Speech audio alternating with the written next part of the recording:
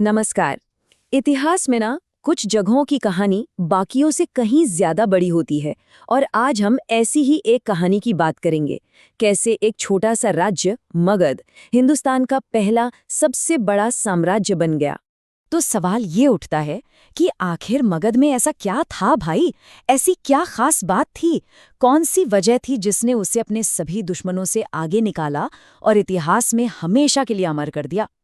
चलिए इस दिलचस्प कहानी की परतों को एक-एक करके खोलते हैं। देखिए, हर बड़ी शक्ति के उभरने के पीछे कुछ खास वजह तो होती ही है। तो चलिए सबसे पहले ये जानते हैं कि मगध की वो खासियतें क्या थीं जिन्होंने उसकी किस्मत लिखी। सबसे पहली और सबसे जरूरी चीज थी सिक्योरिटी। मगध की जो शुरुआती राजधानी थी ना, गिरिव्रज, जिसे राजगृह भी कहते हैं, वो 5 पहाड़ियों से घिरी हुई थी। मतलब एक नेचुरल किला समझ लीजिए। किसी भी दुश्मन के लिए इस पर हमला करना अरे लगभग नामुमकिन था। अब देखिए, कोई भी एम्पायर चलाने के लिए पैसा और रिसोर्सेज तो चाहिए ही, और मगध इस मामले में समझ लीजिए मालामाल था। गंगा के उपजाऊ मैदानों की वजह से यहाँ इतनी ज्यादा फसल होती थी कि लोगों का पेट भरने के बाद भी स्टेट का खजाना टैक्स से हमेशा भरा रहता था। और यही तो होती है एक मजबूत इकोनॉमी की फाउंडेशन। लेकिन मगध का जो असली ब्रह्मास्त्र था ना, वो था लोहा। उनके पास आयरन ओर के विशाल भंडार थे और इस लोहे ने उन्हें डबल पावर दी। एक तरफ ऐसे हथियार जो दुश्मनों पर भारी पड़ते थे और दूसरी तरफ खेती के लिए ऐसे टूल्स जिससे पैदावार और भी ज्यादा बढ़ गई। मतलब मिलिट्री भी स्ट्रांग, इकोनॉमी भी स्ट्रांग। तो मगध के पास सफलता का स्टेज पूरी तरह से तैयार था। अब जरूरत थी बस ऐसे शासकों की जो इस मंच पर इतिहास लिख सकें। और यहीं से कहानी में एंट्री होती है हर्यंक वंश की, जिन्होंने मगध साम्राज्य की पहली ईंट रखी। इस वंश के पहले महान शासक और मगध साम्राज्य के कह सकते हैं असली संस्थापक थे बिंबिसार। जैन साहित्य में उन्हें श्रेणिक भी कहा गया है। उन्होंने ही मगध को विस्तार के रास्ते पर दौड़ाया। बिंबिसार की स्ट्रैटेजी बड़ी कमाल की थी। तलवार और दोस्ती दोनों का इस्तेमाल किया। एक तरफ तो उन्होंने अपनी ताकत से पड़ोसी राज्य अंग को जीत लिया, वहीं दूसरी तरफ कोसल, लिच्छवी और मद्र जैसे पावरफुल राजघरानों में शादी करके उन्हें अपना दोस्त, अपना साथी बना लिया। मतलब वॉर और डिप्लोमेसी का एक परफेक्ट मिक्स। लेकिन सत्ता का खेल हमेशा सीधा साधा नहीं होता। बिंबिसार के बाद उनके बेटे अजातशत्रु का दौर आया और उसने गद्दी के लिए अपने ही पिता की हत्या कर दी। अजातशत्रु अपने पिता से भी कहीं ज्यादा अग्रेसिव और विस्तारवादी था। अब अजातशत्रु के सामने सबसे बड़ा चैलेंज था वज्जी संघ। ये कई राज्यों का एक बहुत ही मजबूत गठबंधन था। उन्हें सीधे सीधे युद्ध में हराना नामुमकिन जैसा था। इसलिए अजातशत्रु ने चाल चली। उसने अपने मंत्री वस्कार को भेजा, जिसने कई सालों तक वज्जी संघ में रहकर उनके बीच फूट डाली, उन्हें अंदर से बिल्कुल खोखला कर दिया। और जब सही वक्त आया तो बस एक ही झटके में मगध ने उन्हें हरा दिया। अजातशत्रु सिर्फ दिमाग से ही नहीं बल्कि हथियारों से भी लड़ता था।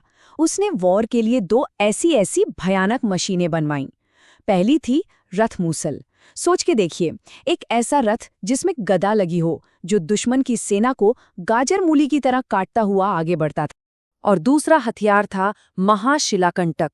बस इमेजिन कीजिए, एक बहुत बड़ी गुलेल जो दुश्मनों पर बड़े बड़े पत्थर फेंकती हो। इन 2 नए वेपन्स ने मगध की सेना को उस जमाने की सबसे पावरफुल फौज बना दिया था। अजातशत्रु के बाद उसका बेटा उदयन गद्दी पर बैठा। उसका सबसे बड़ा और इम्पोर्टेंट काम था मगध की कैपिटल को राजगृह से शिफ्ट करके पाटलिपुत्र ले जाना। ये नया शहर गंगा और सोन नदी के संगम पर था, जो ट्रेड और सिक्योरिटी दोनों ही हिसाब से एक जबरदस्त स्ट्रेटेजिक लोकेशन थी। हर्यंक वंश के बाद मगध की गद्दी पर बैठे शिशुनाग वंश के लोग। इन्होंने हर्यंकों के शुरू किए काम को और आगे बढ़ाया और मगध को नई बुलंदियों तक पहुंचाया। इस वंश का सबसे बड़ा काम था मगध के सबसे पुराने दुश्मन अवंती को हमेशा के लिए खत्म कर देना। उसे जीतकर मगध में मिला लिया गया। अच्छा, कुछ टाइम के लिए कैपिटल वैशाली भी ले जाई गई और यहीं पर दूसरी बौद्ध संगीति भी हुई थी। हालांकि बाद में कैपिटल वापस पाटलिपुत्र ही आ गई। अब कहानी आती है मगध के सबसे पावरफुल और सबसे अमीर दौर में। ये वक्त था नंद वंश का।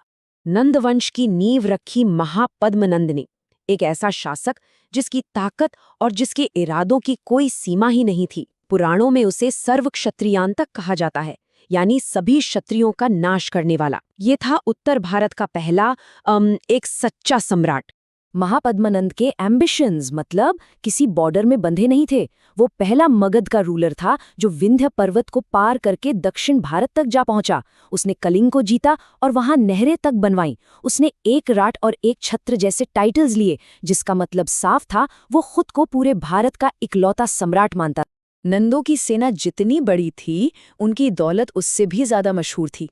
ऐसा कहा जाता है कि उन्होंने गंगा नदी के अंदर एक गुफा में 80 करोड़ की संपत्ति छिपा रखी थी। सोच के देखिए, ये फिगर उनकी बेहिसाब दौलत का एक सबूत है। लेकिन जैसा कहते हैं, हर सूरज डूबता है। नंद वंश का आखिरी शासक था धनानंद, जो अपनी प्रजा में बिल्कुल भी पॉपुलर नहीं था। उसी के टाइम सिकंदर ने भारत पर आक्रमण किया, तो इन बदलते हालातों का फायदा उठाकर एक नौजवान चंद्रगुप्त मौर्य ने चाणक्य की मदद से धनानंद को हरा दिया और मौर्य वंश की नींव रखी। तो मौर्यों के आने से पहले मगध के इन शुरुआती राजवंशों ने भारत को विरासत में क्या दिया, उनकी लेगेसी क्या थी? इनकी 2 विरासतें सबसे खास है। पहली, युद्ध में हाथियों का बड़े पैमाने पर इस्तेमाल। ये वही चीज थी जो आने वाली सदियों तक भारतीय सेनाओं की पहचान बनी। और दूसरी, नंदों द्वारा शुरू किया गया वजन और माप का एक स्टैंडर्डाइज्ड सिस्टम, जिसने व्यापार और प्रशासन को बहुत बहुत आसान बना दिया। तो एक सम्राट का अंत हो चुका है। एक विशाल साम्राज्य अपने नए वारिस का इंतजार कर रहा है। अब सवाल ये है कि इस शक्तिशाली विरासत को आगे कौन ले जाएगा और हिंदुस्तान का अगला सम्राट कौन बनेगा?